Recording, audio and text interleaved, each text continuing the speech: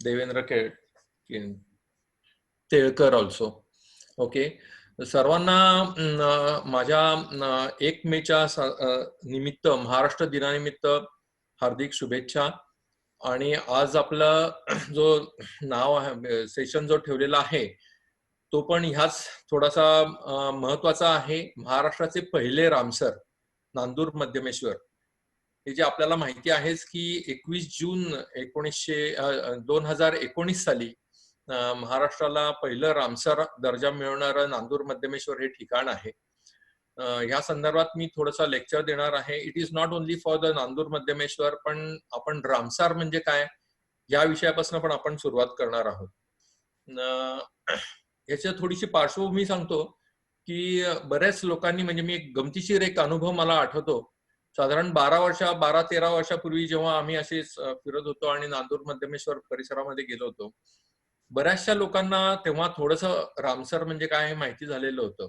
परंतु त्यांना असं वाटलं की पंचवटी आहे हा एरिया, नाशिकचा एरिया, म्हणजे इथे श्री प्रभू राम इथे आलेले असावेत कदाचित, आणि म्हणून ह्याला काहीतरी रामसर वगैरेच्या बद्दल कोणीतरी काहीतरी सांगते. कारण इथे जवळच्या बाजूला एक रामशेज नावाचा पण डोंगर आहे आणि रामाची भूमी आहे, त्यामुळे लोकांना वाटलं ते रामसर म्हणजे काय आहे. तर इथपर्यंत आपलं ज्ञान तेव्हा माहितीचं होतं. ऑफकोर्स बरेचसे लोकांनी त्याच्यामध्ये काम केलेलं आहे. बऱ्याचशा पक्षी मित्रांना, वेटलँडच्या लोकांना, भारतामधले भरपूर लोक, पर्यावरणवादी जे लोक आहेत, ते याच्याबद्दल अभ्यास करतात आणि अजूनही करून घेतात. परंतु मला कुठेतरी असं खटकलं की ह्या रामसरच्या मध्ये आपण काहीतरी थोडस जरा पाठीमागे आहोत, आपल्याला माहिती नाही आहे, आणि त्याच्यासाठी आपण एक काहीतरी काम करायला पाहिजे, किंवा आपण स्वतःचा स्टडी चालू करायला पाहिजे. म्हणून मी आता हा विषय निवडला. माझ्या या विषयामध्ये मी प्रामुख्याने 5-6 गोष्टींचा इथे हे करत आहे. एक म्हणजे मी ग्लोबल वॉर्मिंगच्या बद्दल बोलणार आहे सुरुवातीला. ग्लोबल वॉर्मिंग म्हणजेच रामसर ठराव हा जो आहे हा ट्रिगर पॉइंट आहे रामसर ठरावाचा, म्हणून मला थोडंसं ग्लोबल वॉर्मिंग या संदर्भात बोलायचं आहे. त्यानंतर रामसर ठरावाच्या बद्दल मी बोलीन, आणि मग रामसर ठराव, आणि मग त्याच्यानंतर भारतीय रामसर जागा ज्या आहेत, नांदूर मध्यमेश्वरचे मानांकन, या पण संदर्भामध्ये आपण नंतर बोलू. तिथलं असणारं पक्षी वैविध्य, आणि नंतर रामसर नंतर काय, म्हणजे रामसर हे एंड आहे का स्टार्ट आहे, तर या संदर्भात आपण बोलणार आहोत. पहिल्यांदा आपण ग्लोबल वॉर्मिंग संदर्भात बोलूया. माझी परत एकदा सगळ्यांना विनंती आहे की आपले व्हिडिओज जे आहेत ते म्यूट करावेत, जेणेकरून तुम्हाला संपूर्ण मोठा स्क्रीन दिसेल, सर्व लोकांना दिसेल, त्याचा फायदा होईल.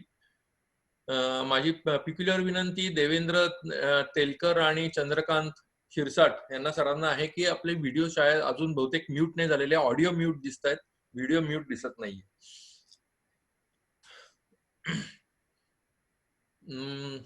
हा ग्लोबल वॉर्मिंगच्या संदर्भामध्ये मी तुम्हाला सांगतो की हा पहिला जो स्क्रीन जो दिसतोय आपल्याला, हा जगाचा नकाशा आहे. आणि या नकाशामध्ये आपण बघतच आहात की हे ह्या नकाशामध्ये समुद्राचं सरफेसचं टेम्परेचर दिलेलं आहे. ते टेम्परेचर जे आहे ते ह्या खालची बाजूला एक छोटीशी एक लाईन दिसते, तिथे दिलेलं आहे टेम्परेचर, की जे रेड झोन जो आहे तो अराउंड 30 डिग्री सेंटीग्रेड टेम्परेचर समुद्राच्या पाण्याचं आहे.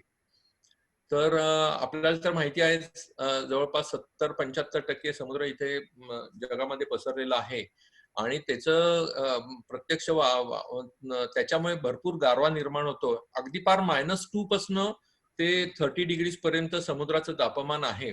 आणि हा जो मधला जो पट्टा दिसतोय, आणि तुम्हाला ती जी मधली रेड लाईन जी दिसते, ही जी रेड लाईन आहे हे विषुववृत्त आहे.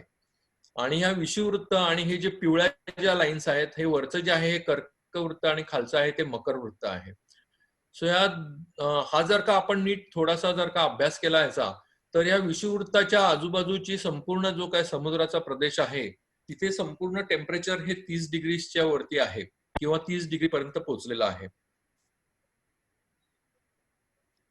तर पूर्वी हे असं होतं का, अराउंड 40-50 वर्षापूर्वी नक्कीच हे एवढं टेम्परेचर 30 पर्यंत पोहोचलेलं नव्हतं.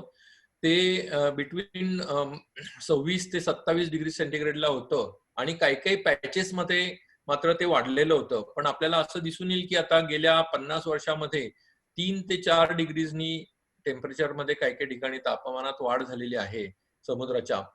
आणि त्याच्या पुढचं म्हणजे नुसती तेवढी वाढ न होता वाढ न होता त्याच्यामध्ये जर हा पाठीमागचा जर का प्रदेश बघितला, हा जो मॅप बघितला, तर त्याचं एक्सपांड होत आहे. तो जो त्याचा जो हा जो मधला जो विषुववृत्ताचा जो बँड आहे, त्याचं टेम्परेचर एक्सपांड होतंय. म्हणजे मी इकडे बाण दाखवलेले आहेत.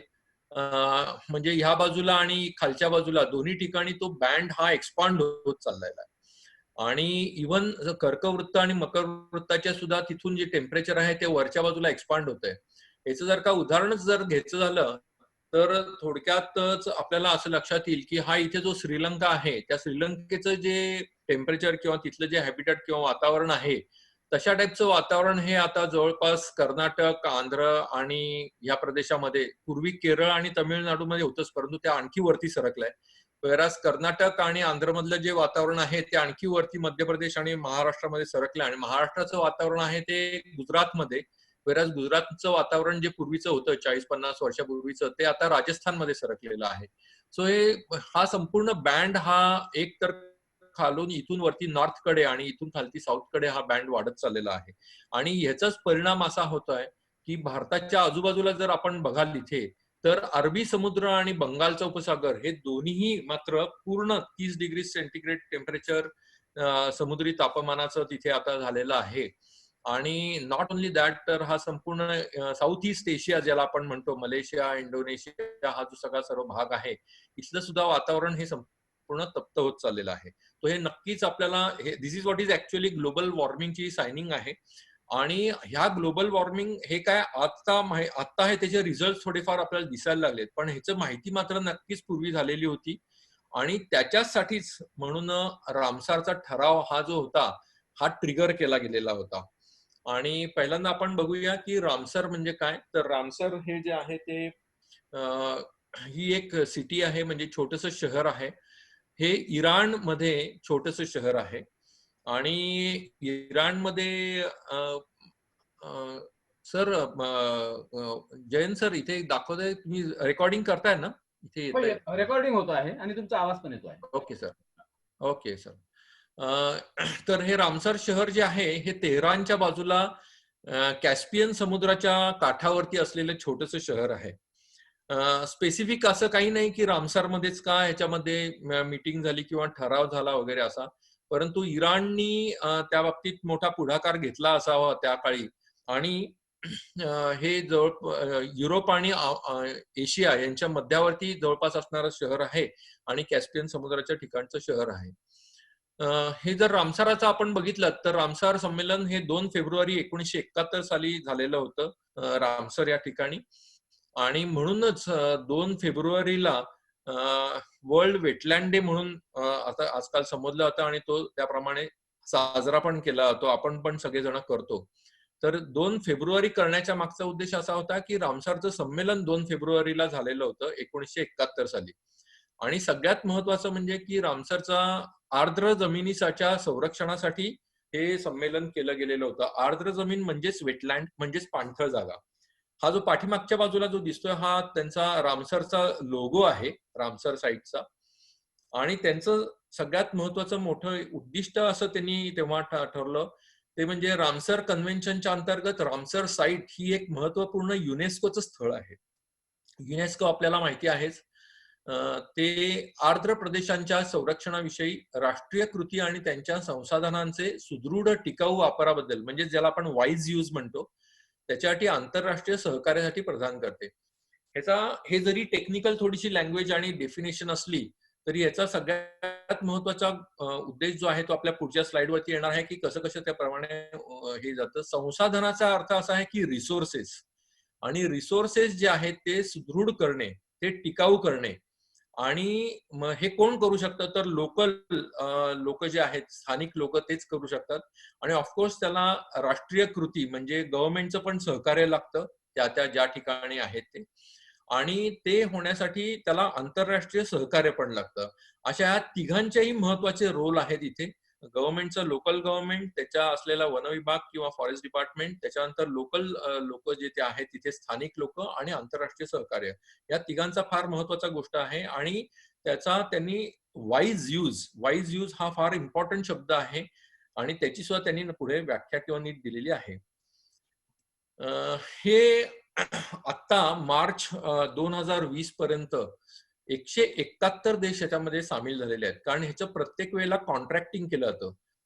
जो देश ह्याच्यामध्ये त्याला सामील व्हायचा आहे, त्याला त्याला पहिल्यांदा कॉन्ट्रॅक्ट आउट करून त्याची सायनिंग घेतलं जातं. त्यांचे संपूर्ण त्याची प्रोसेस आहे वेगळी. आणि त्या देशामधल्याच पाणथळ जागा ह्या संरक्षित केल्या जातात आंतरराष्ट्रीय दृष्ट्या. तर आतापर्यंत मार्च 2020 पर्यंत ह्या 171 देशांच्या मध्ये 2389 पाणथळ जागा संरक्षित केलेल्या आहेत.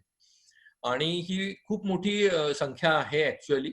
आपण आता पुढे बघूच की पाणथळ जागांचं तर आपल्याला महत्व माहिती आहेच, परंतु ह्या 171 देश, ऑलमोस्ट भरपूर देश आतापर्यंत सहभागी झालेले आहेत, आणि काही देश अजूनही होत आहेत.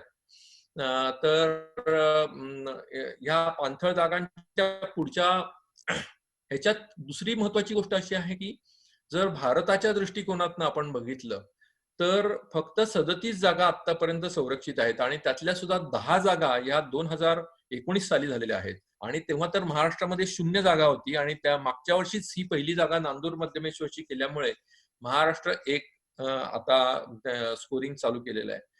महत्वाची गोष्ट अशी आहे की महाराष्ट्रामध्ये नक्कीच तेवढ्या प्रकारचं एज्युकेशन लेवल कमी आहे असं मी मानणार नाही.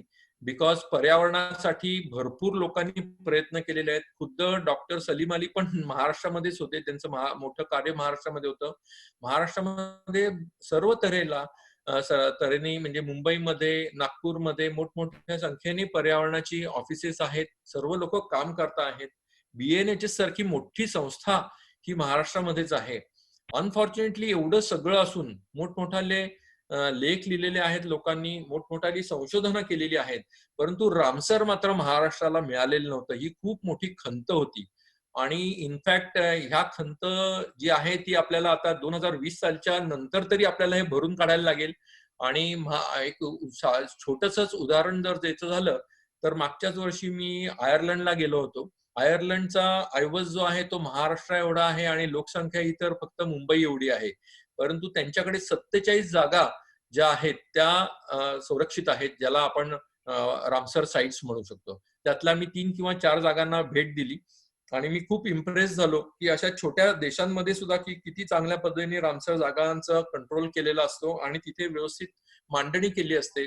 जो पर्यटक येतो इको टुरिझमला किंवा अभ्यास स्टडी करायला किंवा पक्ष्यांवरती स्टडी करायला किंवा वेटलँड वरती स्टडी करायला, त्याला भरपूर प्रमाणामध्ये तिथे माहिती उपलब्ध असते. आणि स्वतः तो मनुष्य हा युजर फ्रेंडली माध्यमातून तिथे जातो आणि स्वतः त्या सगळ्या गोष्टींचा अभ्यास करू शकतो. अनफॉर्च्युनेटली आपल्या इथे अजूनही त्या गोष्टींचा अभाव आहे. याच गोष्टींवरती आपण पुढे पण बोलणार आहोत. ह्याचं हेड ऑफिस जे आहे रामसरचं, ते सिटी ग्लँड नावाचं सिटी आहे स्वित्झर्लंडमध्ये. तिथे त्यांचं ऑफिस आहे. आणि हा मी परत एकदा स्ट्रेस करतोय की ह्या 3 गोष्टी सगळ्यात महत्वाच्या आहेत. डाव्या बाजूला आपण बघतात की योग्य वापर म्हणजे वाईज यूज होणं गरजेचं आहे, आणि हा स्थानिक लोकांकडनं मोठा अपेक्षित आहे. अनफॉर्च्युनेटली आपल्या इथल्या पाणथळ जागा ज्या आहेत त्या मधलं पाणी जे आहे ते स्वतःच्या वापरासाठी, स्वतःच्या अर्थार्जनासाठी आपण करतो. काही लोक मच्छीमारी करतात, काही लोक त्या पाण्यामध्ये पाण्याचा उपसा करून आपल्या शेतांमध्ये घेऊन जातात, किंवा काही लोक तिथली माती काढतात आणि विटांच्या भट्टीसाठी वगैरे वापरले जातात. तिथे आजूबाजूला असलेली काही वनस्पती असते त्याचं स्लो पॉइझनिंग किंवा स्लो किलिंग केलं जातं. म्हणजे अर्धे फक्त फांद्या तोडून ठेवायच्या आणि त्या सुकल्या की घेऊन जायच्या, अशा पद्धतीने त्याचा हे वापर केला जातो. अशा बऱ्याचशा गोष्टी आहेत, बघितलेल्या पण आहेत. हे सगळं कोण करू शकतं? कारण प्रत्येक ठिकाणी वन विभाग आणि गव्हर्नमेंट हे मध्ये येऊ शकणार नाही, आपल्याला सर्वांना माहिती आहेच. आपली जागा ही आपणच स्वतःनी तिथे किंवा आपल्या भागामध्ये पाणथळ जागा जर असेल तर त्याचे संरक्षण करण्याचं काम हे आपलं आहे. कारण पाणथळ जागेचा खूप मोठा उपयोग ग्लोबल वॉर्मिंग कमी होण्यासाठी आणि आपल्या पुढच्या येणाऱ्या पिढीच्या साठी होणार आहे. आणि हे जर का आपल्या लक्षात असेल तर नक्कीच आपण या गोष्टीवरती प्रयत्न करू. दुसरी गोष्ट आहे संरक्षित जागेची नियुक्ती. कारण ती जी जागा आहे त्याचं बरोबर प्रॉपर त्याचे लेआउटिंग करणं, त्याची नियुक्ती करणं, हे सर्व कामं सरकार आणि वन विभाग हे करतच असतं. त्याच प्रमाणामध्ये आंतरराष्ट्रीय सहकार्य म्हणजे हे आंतरराष्ट्रीय जी रामसर संघटना आहे ते त्याच्यामध्ये सहकार्य करत असतात. त्यांचं पण पुढे काय काय कार्य आहे ते आपण बघू.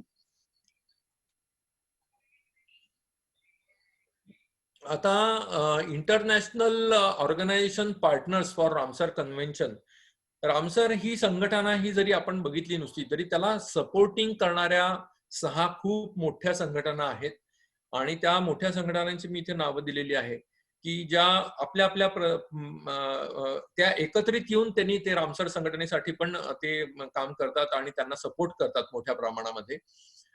बर्ड लाईफ इंटरनॅशनल ही खूप मोठी संघटना आहे. International union for conservation of the nature, IUCN ज्याला म्हणतो, हे ह्या पहिल्या ज्या 2 आहेत त्या मोठा इम्पॉर्टंट रोल ह्या रामसरमध्ये कन्व्हे करतात. नंतर international water management institute that is IWMI, wetlands international, WWF international आणि wildfowl and wetlands trust that is WWT. या 6 महत्वाच्या ज्या संघटना आहेत ह्यांचं मोठं काम आहे. अजूनही बाकीच्या संघटना पण त्या ठिकाणी काम करत असतात, कार्यरत असतात. परंतु या 6 संघटनांचं सगळ्यात महत्वाचं कार्य आहे संपूर्ण जगामध्ये. आता हाऊ इट वर्क्स म्हणजे रामसर मध्ये काय करतात, काय ऍक्च्युअल कसं कसं रामसर संघटना हे मी अत्यंत तोकड्या आणि छोट्या भाषेत सांगत आहे. बिकॉज रामसर हे खूप मोठं चॅप्टर आहे. जर का तुम्ही नेटवरती जाऊन बघितलात तर रामसर साइट्स, रामसरचं विकिपीडिया, रामसर साइटचा विकिपीडिया अशा भरपूर साइट्स आणि भरपूर माहिती उपलब्ध आहे.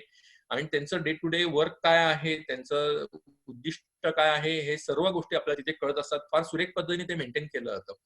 तर मी हे सिंगल स्लाइड मध्ये जर का टाकायचं झालं तर त्याचा हे मी केलेलं आहे की इथे कॉन्फरन्स ऑफ कॉन्ट्रॅक्टिंग पार्टीज म्हणजे ज्याला COP म्हणतात. कॉन्ट्रॅक्टिंग पार्टीज याचा अर्थ देश. ज्या प्रत्येक देशाबरोबर आपली ही संघटना रामसर संघटनेचा करार झालेला आहे त्या देशाला कॉन्ट्रॅक्टिंग पार्टी म्हणलं जातं आणि त्यांची एक कॉन्फरन्स होते. त्या कॉन्फरन्सला conference of contracting party COP म्हणतात आणि ही दर 3 वर्षांनी होत असते. त्याच्यामध्ये जे काही थीम्स ठरवल्या जातात किंवा प्रायोरिटायझेशन केलं जातं किंवा पर्यावरणाच्या दृष्टिकोनातनं काय करणं गरजेचं आहे पुढच्या 2 किंवा 3 वर्षामध्ये आणि कुठल्या भागामध्ये करणं गरजेचं आहे हे ठरवलं जातं. त्याचं पुढचं जे सर्व कार्य आहे ती स्टँडिंग कमिटी करत असते. स्टँडिंग कमिटीचे मेंबर्स त्याच्यामध्ये इलेक्ट केले जातात आणि ते स्टँडिंग कमिटीचे आंतरराष्ट्रीय असतात ते आणि त्यांची 1 वर्षानंतर संपूर्ण मीटिंग होत असते. आणि ती जी मीटिंग आहे स्टँडिंग कमिटीची, त्या स्टँडिंग कमिटीच्या मीटिंगच्या नंतर त्याचं रिपोर्टिंग जे आहे ते secretariat of the convention on the wetlands केलं जातं. आणि हा जे सेक्रेटरिएट आहे हे सेक्रेटरिएट ऑफिस जे आहे ते स्वित्झर्लंड मध्ये आहे. आणि ह्या 3 आणि त्यांचं डे टू डे ऍक्टिव्हिटी चालू असते की कोणत्या ठिकाणी कोणत्या पद्धतीचं कार्य करायचं आणि त्याच्याप्रमाणे त्या कार्याचा उपभोग कसा घ्यायचा हे ठरवलं जातं. त्यांना नुसतं ह्या 3 कमिटी काम करतात असं नाही, तर त्यांना 3 अजूनही छोट्या कमिटीज आहेत किंवा पॅनल्स आहेत ज्याला आपण म्हणू, ते त्यांना सपोर्टिंग रोल करत असतात. ह्याच्यामध्ये STRP म्हणजे scientific and technical review panel हे पकडलं जातं. हे संपूर्ण टेक्निकल ज्या काही गोष्टी घडवायच्या रिपोर्टिंग करायचं असतं त्याचा मदत केली जाते.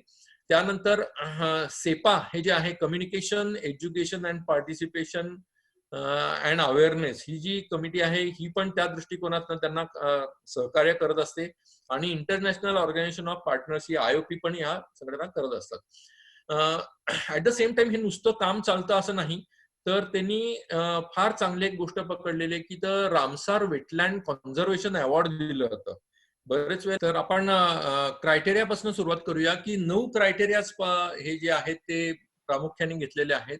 क्रायटेरिया नंबर 1 सांगतो की it contains a representative rare or unique example of a natural or near natural wetland type. याचा अर्थ असा आहे की जर का ह्याच्यात चटकन लगेच आपल्या लक्षात येणारी जी आहे ती म्हणजे लोणारची साईट आहे की जी रेअर आहे, युनिक आहे आणि तिची निर्मिती वेगळ्या पद्धतीने झालेली आहे आणि खारं पाणी आहे. तर ही क्रायटेरिया नंबर 1 मध्ये येऊ शकते. सेकंड क्रायटेरिया असा आहे की it supports vulnerable or endangered or critical endangered species. ही जी पाणथळ जागा जी आहे ती व्हलनरेबल म्हणजे धोक्यात असलेले किंवा धोक्यात येणारे जे काही स्पेसिस आहेत किंवा क्रिटिकली इंडेंजर्ड स्पेसिस जे आहेत त्याच्यासाठी ही सपोर्ट करू शकते. तिसरा क्रायटेरिया असं सांगतो की it supports population of the plant and animal species important for the maintaining the biological diversity of the particular biogeographical region. म्हणजे जैव भौगोलिक दृष्ट्या जो आणि हा जो प्रदेश आहे त्याच्यासाठी ती सपोर्ट करते. प्लांट्स आणि अॅनिमल्सच्या जैव विविधतेसाठी सपोर्ट करणारी पाणथळ जागा जी आहे ती क्रायटेरिया नंबर 3 मध्ये येऊ शकते. क्रायटेरिया नंबर 4 असं सांगतो की it supports plant or animal species at a critical stage. म्हणजे अॅनिमल आणि प्लांटच्या क्रिटिकल स्टेज मध्ये जी त्यांच्या लाईफ सायकलच्या सपोर्ट करते आणि ऍडव्हर्स कंडिशन मध्ये त्यांना सपोर्ट करते. म्हणजे प्रचंड दुष्काळ असो म्हणा किंवा जास्ती प्रमाणामध्ये पाऊस पडलेला असो, अशा वेळेला जेव्हा ती सपोर्ट करते ती पण पाणथळ जागा ह्याच्यामध्ये क्रायटेरियामध्ये 4 मध्ये येऊ शकते.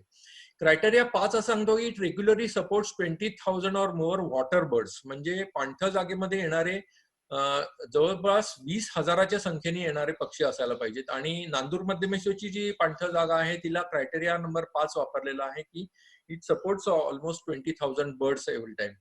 क्रायटेरिया 6 आहे की it regularly supports 1% of the individuals in the population of the one species or sub species of the water bird. Water bird मधली ज्या काय स्पेसीज आहेत विविध, त्या स्पेसीसचं जे संपूर्ण पॉप्युलेशन आहे जगभरामध्ये त्यातला 1% पॉप्युलेशन ती एकटी पाणथळ जागा जर का सपोर्ट करत असेल तर ती क्रायटेरिया नंबर 6 मध्ये येऊ शकते. क्रायटेरिया 7 असं सांगतो की it supports a significant proportion of the indigenous fishes subspecies species and the families life history stages species interactions and populations that are representative of the wetland benefits. So ही peculiarly criteria number 7चा जो आहे तो फिशच्या subspecies आणि स्पेसीसच्या संदर्भातला आहे. It supports for the significant population किंवा प्रपोर्शनसाठी ती पाणथळ जागा त्यांना कॉन्ट्रीब्युट करते. क्रायटेरिया नंबर 8 असा आहे की it is an important source for the food for fishes swimming ground nursery and the migration path on which fish stocks. आणि फिशचे सुद्धा मायग्रेशन जे पाथ असतात त्याच्यासाठी फूडचं त्यांनी फार महत्वाचा सोर्स निर्माण होणं गरजेचं आहे. ही पाणथळ जागांनी पुरवणं गरजेचं आहे. त्या पण पाणथळ जागा या क्रायटेरिया नंबर 8 मध्ये येऊ शकतात. आणि क्रायटेरिया नंबर 9 असे सांगितले होते की it regularly supports 1% of the individuals in a population of one species or sub species of wetland dependent non avian animal species. म्हणजे पक्ष्यांच्या व्यतिरिक्त जे जे काही दुसऱ्या स्पेसीज आहेत बेसिकली त्यांच्या 1% ऑफ द इंडिव्हिज्युअलच्या रेग्युलर सपोर्टसाठी ही पाणथळ जागा जर का त्याचा उपयोग होत असेल तर हा क्रायटेरिया आपण रामसर जागेसाठी वापरू शकतो. हे फार महत्वाच्या गोष्टी आहेत. त्या दृष्टिकोनातनं आपण विचार करायला लागतो आणि लोक जे काय काम करतात ते त्या दृष्टिकोनातनं विचार करायला की कोणत्या कोणत्या क्रायटेरियाच्या दृष्टिकोनातनं आपण काम केलं गेलं पाहिजे. आता आपण इथे बघू की Ramsar sites in the world जर बघितल्यात तर मार्च मध्ये 2020 मध्ये एवढ्या पाणथळ जागा ह्या संपूर्ण जगामधल्या आहेत ज्या आपण मगाशी बघितल्याच की 2,389 टोटल जागा आहेत. त्यातल्या जर का तुम्ही बघितल्यात प्रामुख्याने तर सगळ्यात जास्ती संख्या आहेत त्या युरोपमध्ये आहेत. 1,116 जागा पाणथळ जागा या युरोपमध्ये आणि त्यातल्या त्यात इंग्लंडमध्ये 170 जागा आहेत. इंग्लंड छोटासा देश आहे, तिथे 170 पाणथळ जागा आहेत. त्यानंतरचा नंबर लागतो तो आफ्रिकेचा लागतो. आफ्रिका खंड मोठा आहे, तिथे 413 जागा आहेत. त्यानंतर एशिया सगळ्यात मोठा खंड असूनही तिथे फक्त 351 जागा सपोर्ट म्हणजे आतापर्यंत संरक्षित केले गेले आहेत. आणि अमेरिकेमध्ये नॉर्थ अमेरिकेमध्ये 219 आणि साऊथ अमेरिकेमध्ये 208. त्या मानाने म्हणजे अमेरिकेच्या खंडाच्या मानाने सुद्धा तशा कमीच आहेत जर का युरोपला तुम्ही कम्पेअर केलं. आणि ओशियाना मध्ये 82 आहेत. तर अशा ह्या सगळ्या मिळून 2,389 जागा या संरक्षित केल्या गेलेल्या आहेत. मला इथे एकच सांगायचं आहे की एशियामध्ये हायेस्ट पॉप्युलेशन आहे, प्रचंड मोठी लँड अवेलेबल आहे आणि तरी सुद्धा जागा मात्र त्या मानाने कमी संरक्षित आहेत. आपल्यापेक्षा भारत आणि चायना म्हणजे चीनमध्ये 54 जागा आहेत आणि भारतामध्ये आता झालेल्या 37 जागा आहेत. आय थिंक ह्या दोन जास्ती मोठ्या आहेत त्यातल्या त्यात. पण भारताने आणि चीनमध्ये दोन्ही ठिकाणी खरं संरक्षणासाठी भरपूर प्रचंड वाव उपलब्ध आहे. आता आपण भारतामध्ये येऊया की Ramsar sites in India March मध्ये 2020 मध्ये 37 होत्या. त्या जरा इथे मी दाखवलेल्या आहेत भौगोलिक दृष्ट्या आपण बघू शकता त्या. जम्मू काश्मीरमध्ये 3 जागा आहेत, लडाखमध्ये 1, हिमाचल प्रदेशमध्ये 3, पंजाबमध्ये 6. या पंजाबमध्ये आता 3 जागा परत नवीन आल्या त्याच्यामुळे 6 झाल्या. उत्तर प्रदेशामध्ये 7 जागा आहेत, जो गंगेचा भूप्रदेश आहे त्या ठिकाणी 7 जागा आहेत बऱ्याचशा. मध्य प्रदेश, गुजरात आणि महाराष्ट्र या ठिकाणी फक्त एक जागा आहे. आणि मला वाटतं इथे खूप मोठा स्कोप अवेलेबल आहे. इथल्या लोकांसाठी खूप मोठं इथे काम करणं गरजेचं आहे. कारण एवढा मोठा, आणि कर्नाटक बघा, कर्नाटक 0 आहे, अजूनही 0 आहे. महाराष्ट्राला आता तरी 1 जागा मिळाली, मध्य प्रदेशात 1च जागा आहे आणि गुजरातमध्ये 1च जागा आहे. हा इथे खूप मोठा प्रदेश. नर्मदा नदी वाहते, तापी नदी वाहते, गोदावरी नदी वाहते. एवढ्या मोठमोठ्या नद्या वाहून त्यांच्या आजूबाजूच्या उपनद्या पण पुष्कळ आहेत. आणि या ठिकाणी मात्र रामसर जागा मात्र आपल्या फार कमी आहेत. आसाममध्ये 1 आहे, मणिपूरला 1 आहे, त्रिपुरा, वेस्ट बेंगॉलमध्ये 2, ओडिशाला 2, तमिळनाडूमध्ये 1च आहे, आंध्र प्रदेश 1 आणि केरळमध्ये मात्र 3 जागा आहेत. तर हे 37 जागा ज्या आहेत त्या आपण आता थोड्याशा आपण पुढे जाऊन बघणार आहोत. की मी हे मुद्दामून हे प्रमोट करतो या 37 जागा, कारण मला नाही वाटत की सर्व आपले जे पक्षी मित्र आहेत ह्यांनी ऍटलिस्ट एकदा तरी या जागांवरती जाऊन बघणं गरजेचं आहे की या कशा पद्धतीच्या जागा आहेत त्या. या 37 आपल्याला 10 जागा ज्या मिळाल्या त्याच्या अगोदरच्या ज्या 27 जागा होत्या त्या 27 जागांचे इथे साइट्स दिलेल्या आहेत आणि त्या आपण एक एक बघूया पुढे. फटाफट मी घेत आहे. या अष्टमुडी वेटलँड केरला मधली आहे आणि इथे कल्लाड नदी रिव्हर वरती ही जागा आहे. ही एवढी मोठी वेटलँड आहे, इथला चांगला आहे. दुसरं आहे ते भितरकनिका मँग्रोव्ह, म्हणजे ओडिसामध्ये आहे. भितरकनिकेचं खूप मोठं प्रसिद्ध आहे आणि बरेचसे लोक तिथे व्हिजिट करतात. इथे ब्राह्मणी नावाची नदी आहे.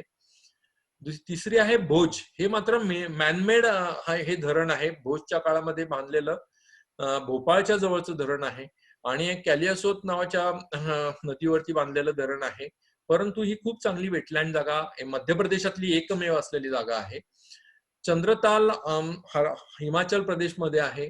चिलिका लेक हे अजून एक महत्वाची आणि वन ऑफ द, म्हणजे पहिली जी काय आपल्याला 1982 साली जे भारताने रामसरमध्ये प्रवेश केला त्याच्यानंतरच्या आलेल्या ज्या पहिल्या ज्या 2 जागा ज्या झाल्या त्याच्यामध्ये चिलिका लेक आणि भरतपूर ह्या ज्या 2 जागा आहेत त्यांना रामसरचा दर्जा देण्यात आला. चिलिका लगूनचं वैशिष्ट्य असं आहे की हे समुद्र किनारी आहे आणि समुद्राला भरती येते तेव्हा ह्याच्यात पाणी भरलं जातं आणि समुद्राची ओहोटी जाते तेव्हा निघून जातं आणि बरेच वेळेला पाणी ह्याच्यामध्ये असतं आणि ह्याच्यामध्ये प्रचंड प्रमाणामध्ये पक्षी वैविध्य आपल्याला बघायला मिळतं आणि खूप प्रसिद्ध जागा आहे. इथे भार्गवी नावाची नदी आहे. 6वं जे आहे ते डिपोर बिल आसाम मध्ये आहे. हे इथे लेक आहे आणि इथे ब्रह्मपुत्रा नदी जवळपासची आहे. त्याच्यातनं पाणी ह्याच्यामध्ये येत असतं. हुगळी रिव्हरची जी आहे ती कोलकात्याच्या जवळची ईस्ट कोलकाता वेटलँड म्हणून आहे, वेस्ट बेंगालमध्ये ही जागा आहे. बघा छोट्या छोट्या छोट्या छोट्या भरपूर प्रमाणामध्ये इथे वेटलँड आहे. ती टिपिकल वेटलँड आहे. 8वी वेटलँड आहे ती हरिके वेटलँड पंजाबमध्ये आहे. सतलज आणि बियास नद्यांचा त्यातनं वावर होतो आणि तो जो एरिया जो आहे हरिके वेटलँडचा तो त्याच्यामधनं त्या दोन्ही नद्यांचा वावर होतो आणि त्या ठिकाणी वेटलँड क्रिएट झालेली आहे. झेलम नदीच्या मुळे होणारी जी आहे ती होरकर वेटलँड जम्मू काश्मीर मध्ये आहे. त्यानंतर कंजिली वेटलँड पंजाबमध्ये आहे. बियास नदी जवळनं जाते ह्याच्या. राजस्थानमध्ये फार महत्वाची आणि अतिशय एक पहिल्या नंबरची जागा जी अतिशय प्रसिद्ध पण आहे भारतामध्ये ती म्हणजे केवलादेव नॅशनल पार्क, म्हणजेच आपण ज्याला भरतपूर म्हणतो ती जागा आहे. आणि इथे पूर्वीच्या काळामध्ये खूप एक छोटं धरण बांधलं गेलेलं होतं त्या राजाच्यामुळे आणि त्या धरणाच्यामुळे तिथे ती गंभीर नदी आणि बाणगंगा नदी ह्या 2 नद्यांच्या येणारं जे पाणी आहे त्याच्यामुळे तिथे वेटलँड तयार झालेला आहे आणि अतिशय सुरेख आणि मस्त वेटलँड आहे. मी स्वतः 3-4 वेळेला तिथे गेलेलो आहे आणि हा भरतपूर इथे आपल्याला दिसतच आहे. हे भरतपूर इथे आहे आणि भरतपूरच्या बाजूला हा वेटलँड आहे केवलादेव नॅशनल पार्क. 12 नंबरची आहे ती कोलेरू लेक आंध्र प्रदेशमध्ये आहे, एकमेव. त्याचप्रमाणे लोकटाक लेक मणिपूरमध्ये आहे एकमेव. खरं इथे भरपूर मोठे पोटेन्शियल आहे आणि हा खूप सुरेख लेक आहे. मला खूप जायची इच्छा आहे. अजूनही मला चान्स येऊ शकलेला नाही. नळ सरोवर गुजरातमध्ये हे पण अतिशय सुरेख ठिकाण आहे. इथे भरपूर प्रमाणामध्ये पक्षी निरीक्षण करायला लोक येतात आणि पक्षी पण भरपूर प्रमाणामध्ये येतात. फ्लेमिंगो आणि पेलिकन हे सगळ्यात जास्त मोठं आकर्षण आहे इथलं आणि ही खूप मार्शी लँड अवेलेबल आहे. खारं पाणी पण आहे इथे. त्याचप्रमाणे तामिळनाडूमध्ये पॉइंट क्लेमेर ही पण अतिशय महत्वाची कॅलिमेर जी आहे ती बे ऑफ बेंगॉलच्या जवळची असलेली ठिकाण आहे. अतिशय सुरेख ठिकाण आहे. आजकाल भरपूर लोक पर्यटनासाठी या ठिकाणी जातात आणि त्यांना तिथे पक्षी निरीक्षण करायला मिळतं. पोंग डॅम हिमाचल प्रदेशमध्ये एक आहे. बियास नदीच्या जवळ आहे. हा तो आहे. त्याचप्रमाणे रेणुका लेक हिमाचल प्रदेशमध्येच आहे. गिरी नदीवरती झालेला आहे ते. रोपर लेक पंजाबमध्ये सतलज नदीवरती आहे. रुद्रसागर लेक त्रिपुरामध्ये आहे. मी हे मुद्दामून दाखवण्याचं कारण असं आहे आपल्या सर्व लोकांना की ह्याचा परिसर आपल्याला थोडासा माहिती असावा, तिथली नदी माहिती असावी आणि आपण ऍटलिस्ट एकदा तरी तिथे व्हिजिट करावी आणि त्या दृष्टिकोनातून तिथे जावं असं मला वाटतं. सांबार लेक हा पण प्रसिद्ध आहे. हा सांबार लेक हा सलैन वॉटर आहे लेक राजस्थानमध्ये आणि अतिशय प्रसिद्ध ठिकाण आहे. त्याचप्रमाणे केरळमधला हा असलेला सास्थामकोटा लेक आहे आणि इथे कॅलाड रिव्हर वरतीच आहे. हा मोठा छोटासा असा डॅम आहे. आतल्या बाजूला खूप चित्रविचित्र पद्धतीने तो वाढलेला आहे.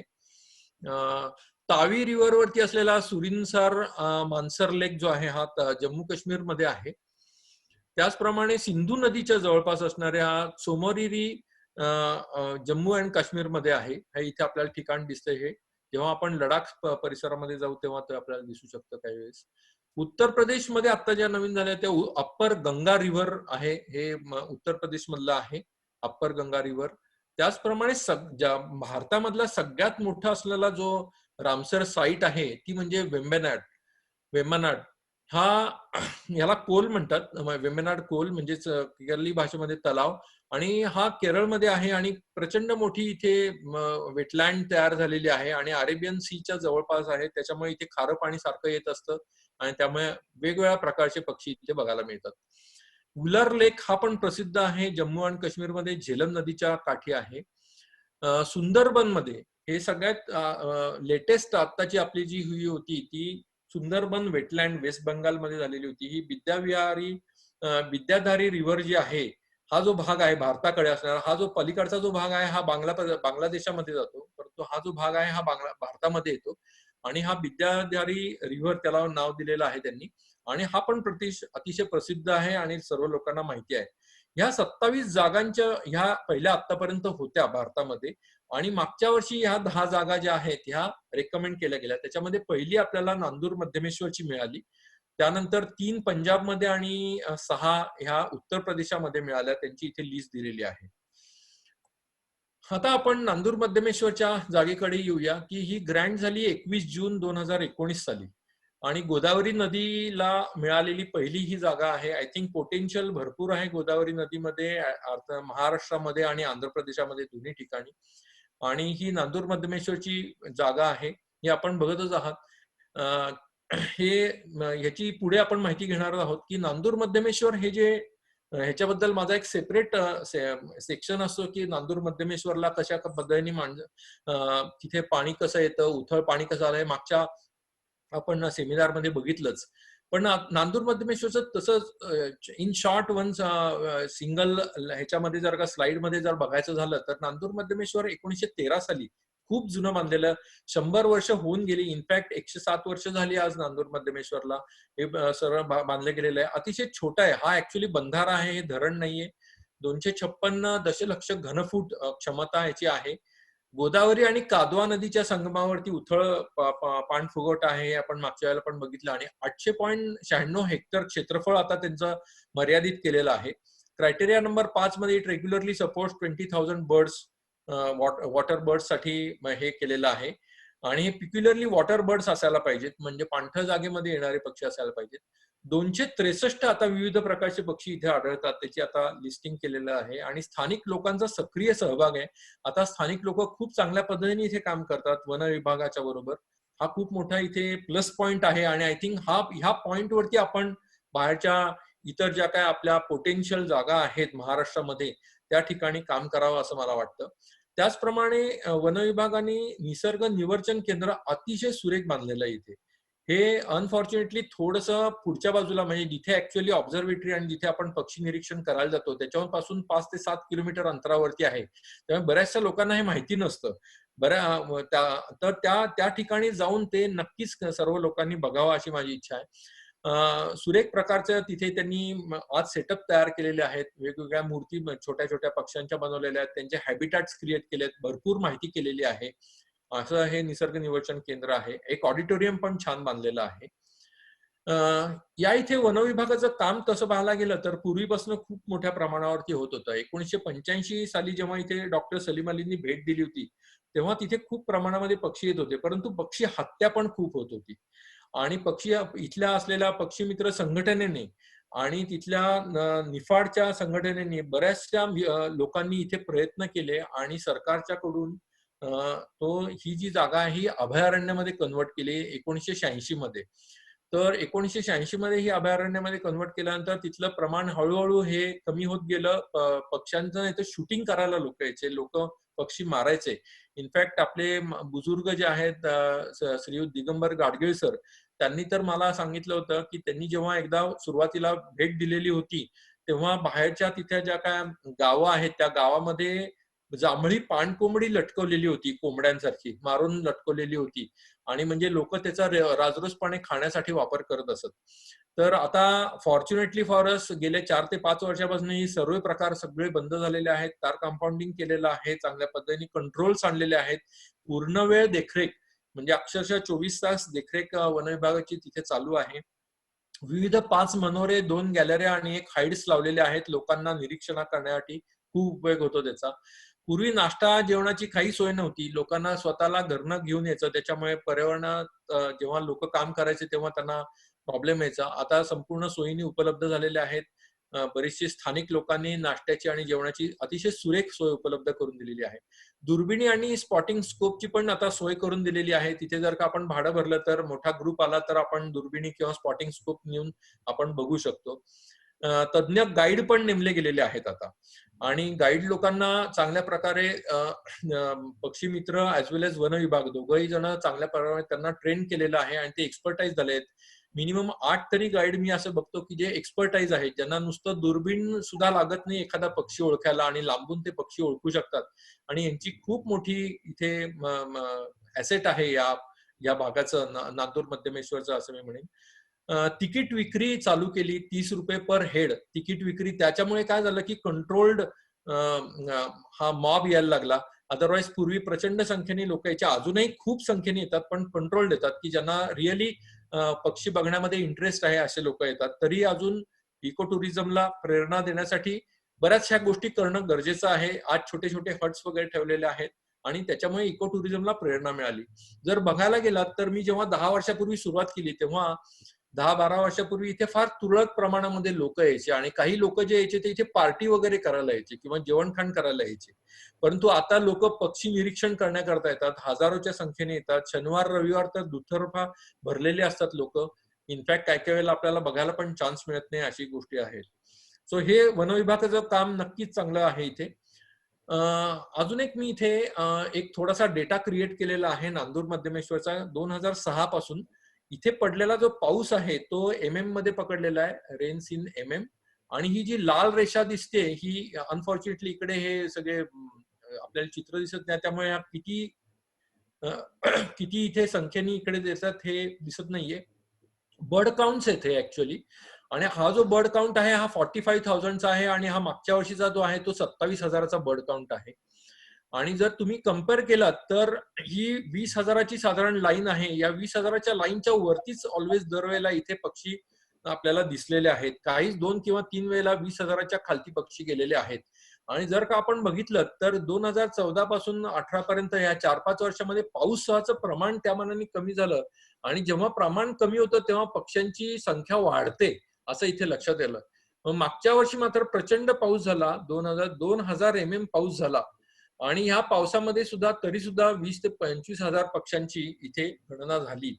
आणि हे फार महत्वाचं वैशिष्ट्य आहे नांदूर मध्यमेश्वरचं, की इथे ऍटलीस्ट 20,000 बर्ड्स हे येतात. नांदूर मध्यमेश्वरचं पक्षी वैविध्य जर बघितलं आपण तर वेटलँड बर्ड्स 85 प्लस तरी इथे आपल्याला दिसतात. मी मुद्दामूनच मोठ्या मोठ्या संख्येने लिहिलं आहे कारण हा एक मोठा विषय होऊ शकतो. ग्रासलँड बर्ड्स 80 प्लस आहेत, फॉरेस्ट बर्ड्स पण 80 प्लस आहेत आणि प्रिडेटरी बर्ड्स अराउंड 25 आहेत. काही रेअर बर्ड्सची पण इथे सायटिंग झालेली आहे आणि दरवर्षी ह्याच्यात वाढ होते. आणि मला सांगायला खूप आनंद होतोय की आता येणारे जो पर्यटक आहे तो अभ्यास करणारा पर्यटक आहे किंवा ज्यांनी इतर 10 ठिकाणी फिरलेला पर्यटक आहे, त्यामुळे नवीन नवीन प्रजातींचे पण आपल्याला इथे शोध लागतात. ग्रे लॅक गूज, ऑस्प्रे, नंतर ferruginous duck, tufted duck, red crested pochard, white stork ह्यासारखे पक्षी इथे त्या मानाने रेअर आहेत. आणि व्हाईट स्टॉर्क तर युरोपमधनं आला होता. एके वर्षी एक पेअर संपूर्ण एक वर्षभर इथे राहिली होती आणि नंतर अभ्यासानंतर असं कळालं की त्याची जी मादी होती तिच्या पायाला काहीतरी लागलं होतं आणि त्याच्यामुळे ती लंगडत होती आणि तिला सांभाळण्यासाठी तो नर थांबला होता आणि ती पेअर एक अख्ख्या वर्षभर इथे राहिलेली होती. डार्टर्स, त्याच्यानंतर रुडी ब्रेस्टेड क्रॅक आहे, ग्रे हेडेड लॅकविंग आहे इथे. हे पण मागच्या 2 वर्षापूर्वी दिसले होते ग्रे हेडेड लॅकविंग, जे आपल्याला जनरली गुजरात आणि त्या भागामध्ये दिसतात. ट्रॅकलर मुनिया जी साऊथ इंडियामध्ये बऱ्या प्रमाणात दिसते.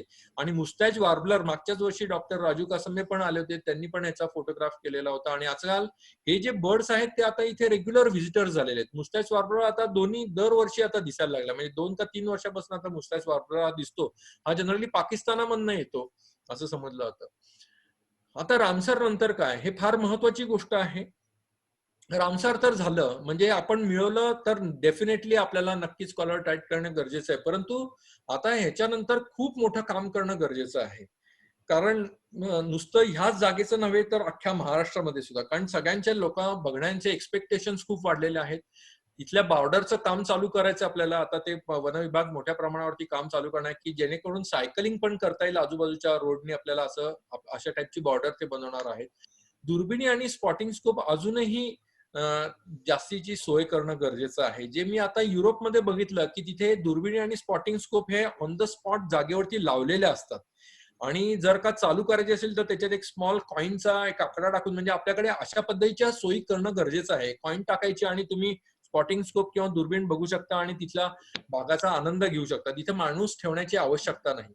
एक सेव्हिनर शॉप पाहिजे अशी माझी इच्छा आहे, की लोक येतात परंतु इथे वाचायला काही मिळत नाही त्यांना किंवा काही गोष्टी, तर ह्याची नक्की इथे हे होऊ शकतं.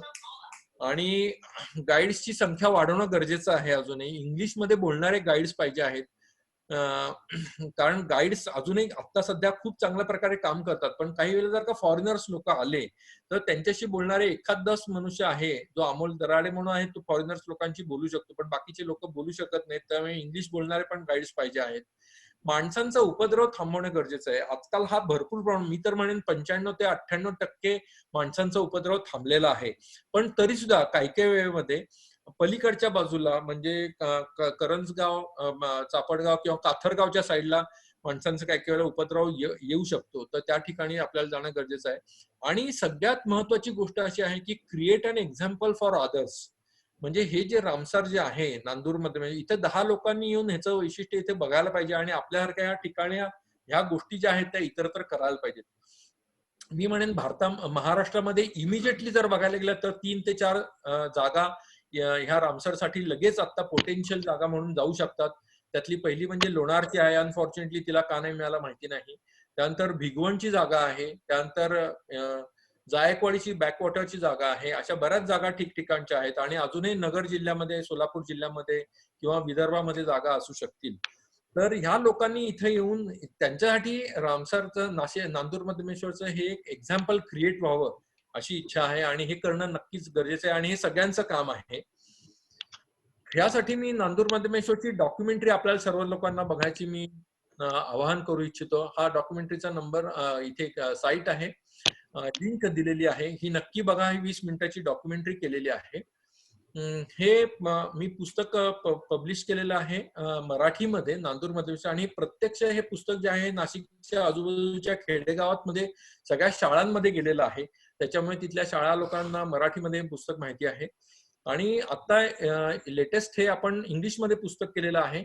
त्याच्या एक जस्ट 2 स्लाइड मध्ये मी तुम्हाला सांगतो की याचं वैशिष्ट्य असं आहे की बऱ्याचशा लोकांना पक्षी जे आहेत हे वॉटर बर्ड आहे का कसा आहे की किंवा काय त्याचं नाव आहे हे चटकन कळत नाही, पण रंगावरनं ओळखू शकतात आणि रंगावरनं पक्षी कसे ओळखायचे हे या पुस्तकामध्ये दिलेलं आहे.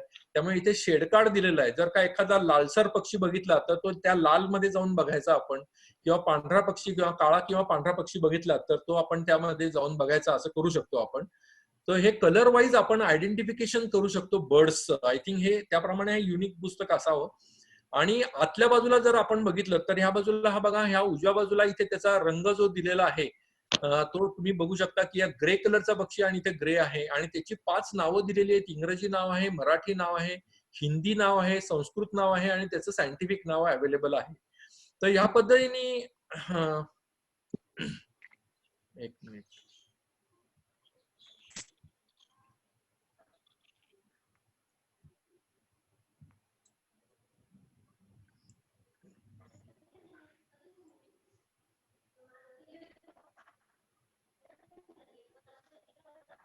तर ह्या पुस्तकामध्ये अजून एक वैशिष्ट्य असं आहे की प्रॉबेबल लोकेशन काय असायला पाहिजे असतं त्या बर्डचा. आता हा जो आहे हा कॉमन क्रेन जो दिलेला आहे, हा कॉमन क्रेन हा नांदूर मध्यमेश्वरचा नकाशा आहे. इथं या दोन्ही हे जे काळे डॉट्स दिसत आहेत ते छोटे मनोरे आहेत आणि या गॅलरीज आहेत हिरव्या आहेत त्या, आणि जे रेड डॉट्स दिसत आहेत हे प्रॉबेबल लोकेशन आहे कॉमन क्रेनचं. आणि प्रॉबेबल लोकेशन देण्याचा उद्देश असा आहे की आपण काही काही वेळेला टार्गेट करून पक्षी यायला पाहिजे, किंवा मी क्रेन्स बघायचे आज मला, किंवा मला फ्लेमिंगो बघायचे, किंवा मला बदकं बघायचे. तर त्या दृष्टिकोनातून जर का कुठला मॉब आला तर त्यांना सोपं जावं या दृष्टिकोनातून या इथे आपण हे जे एरियाज दिलेले.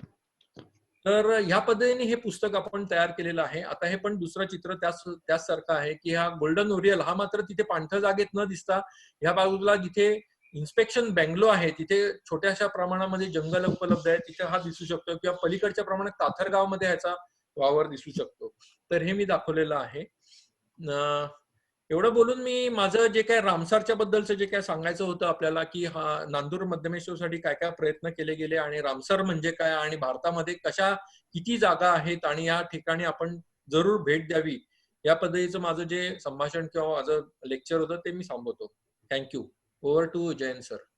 धन्यवाद गोपटे सर. धन्यवाद. महाराष्ट्रामध्ये पहिलं रामसार जे मागच्या वर्षी मिळालं आणि त्या संदर्भातलं आजचं या महाराष्ट्र दिनी आपण सुंदर असं सादरीकरण केलं. सर्वात महत्वाचं म्हणजे रामसार साईट काय आहे, रामसार स्थळ म्हणजे नेमकं काय, याचा बरेच जणांना म्हणजे माहिती नाहीये. आपल्या महाराष्ट्रातून आता एक जरी रामसार स्थळ झालं असेल घोषित, तरी अजून 10 स्थळांचा आपल्याकडचा महाराष्ट्र शासनाचा प्रस्ताव आहे जो वेगवेगळ्या स्तरावर थांबलेला आहे. म्हणजे कुठे सेंट्रल गव्हर्नमेंट जवळ असेल किंवा कुठे रामसर कन्व्हेन्शन कडे असेल. तर आपल्याला अपेक्षित होतं की 3-4 साईट तरी मिळतील, ज्यामध्ये भिगवण आहे, लोणार आहे, ठाणे क्रीक आहे किंवा हतनूरचं डॅम आहे. असे वेगवेगळ्या साईट आपल्या पोटेन्शियल साईट आहेत. महाराष्ट्रामध्ये एकच आहे, भारतात 37 आहेत आणि त्यातल्या 10 मागच्या वर्षी झाल्या. ही माहिती मला वाटतं प्रेक्षकांसाठी नवीन आहे. 2390 साईट या जगभरात आहेत.